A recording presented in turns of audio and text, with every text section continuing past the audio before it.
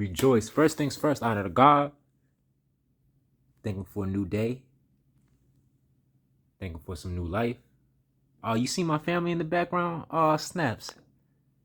Y'all see him? Hold on. Who would have thought?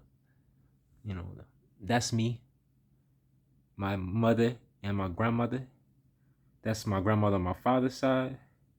And that's 3 generations of William right there. You know, my father and my grandfather. You know,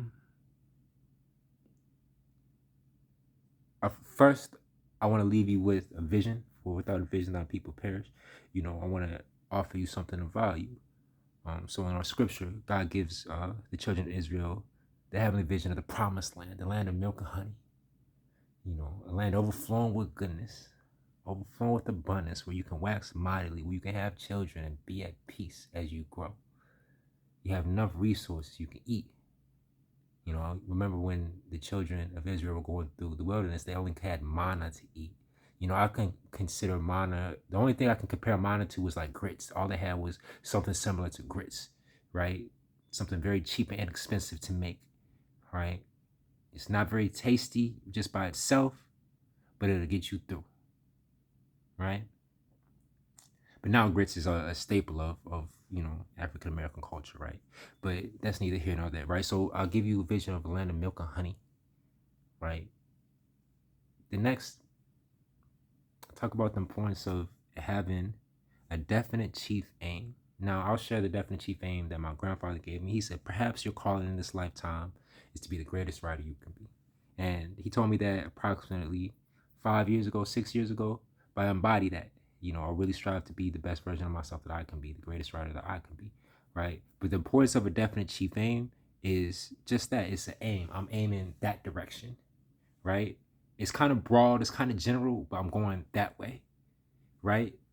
And a lot of people have lack this one simple thing, right? I won't say lack. I don't want to make you feel like you're lacking anything. You're not. But adding this to your game can really change the results that you're getting, in a sense that now you have direction, a sense of compass, right?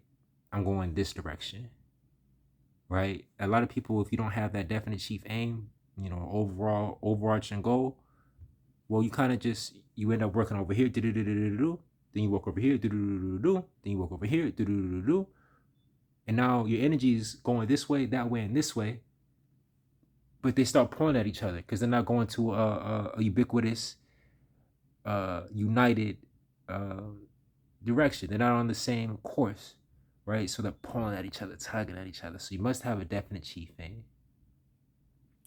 right? And number 3, it comes to planning. All right. So a few tips when it comes to planning. One, this is just from years of experience. I've been trying to make a financial plan since 17, 18, setting goals after goals. One is let go of your plan.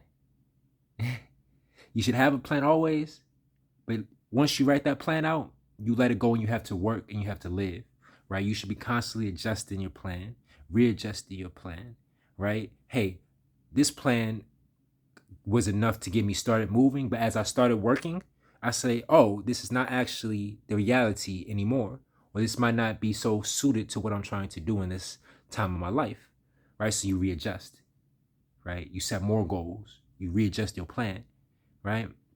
And a key to planning is the plan is for you to get to your destination. If that plan no longer serves you, feel free to throw it out and start again, right? A lot of people hold on to bunk plans that don't work for them any longer. It might have once served them, but if it no longer serves you, you must dismiss it. You must. Otherwise, it's not going to get you to your destination. Another great, I'll just to add on to the word destination, another great tip on planning is you must start by knowing your end goal, knowing where you're going. This is where I'm trying to get to. People start building out plans, but how can you build a plan to nowhere? How do you start building a plan if you don't know where you want to go? So whenever you're starting to build a plan, you know, I guess the destination is the second step. The first step is prayer. You always must entreat God, entreat the Creator, entreat the highest source, entreat the universe, entreat that higher power to guide you and help you to lay plans and commit them to writing, right? You must know your destination. And I said that word those words committed to writing. Once you put that idea from your mind to that paper, it becomes tangible now. It goes from a metaphysical existence to now a written existence. And from that written existence, from those written plans, now that's when it starts to become manifest, right? So one of the keys, I know there's a lot of universal spiritual people here. One of the keys to manifestation is taking that idea from your head and putting it on paper, taking that plan